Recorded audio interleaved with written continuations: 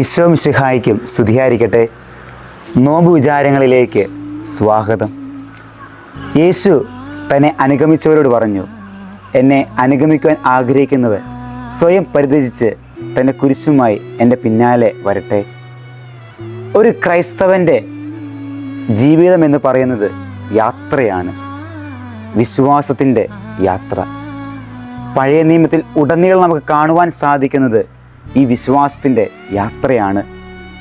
പൂർവ്വപിതാവായ Abraham ദൈവം വിളിച്ചപ്പോൾ എല്ലാം ഉപേക്ഷിച്ച് അവൻ്റെ പിന്നാലെ പോയത് ഈ വിശ്വാസം മൂലമാണ്. മോശ ഒരു വലിയ ജനതയെ മുഴുവനും കാനാൻ ദേശത്തേക്ക് നയിച്ചതും ഈ വിശ്വാസം മൂലമാണ്. ഒരു ക്രൈസ്തവൻ്റെ വിശ്വാസം ആരംഭിക്കുന്നത് അവൻ്റെ മാമോദിസായിലൂടെയാണ്.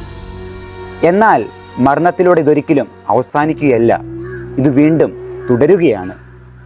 പ്രിയമുള്ളവരെ, ഈ ഉദ്ധാന കാലത്ത് കല്ലറകളെ ഭേദിച്ച് മരണത്തെ ഭേദിച്ച് ഉയർത്തെഴുന്നേറ്റ ഉത്തിതൻ്റെ പിന്നാലെ, വിജയശ്രീലാളിതനായവൻ്റെ പിന്നാലെ വിജയത്തിൻ്റെ കൊടിയമേന്തി ഹല്ലേലൂയ പാടിക്കൊണ്ട് നമുക്കും വിശ്വാസപൂർവം അവനെ പിന്തുടരാം. അതിനായി ഉത്തിതനായ മിശിഹ നമ്മെ സമൃദ്ധമായി അനുഗ്രഹിക്കട്ടെ.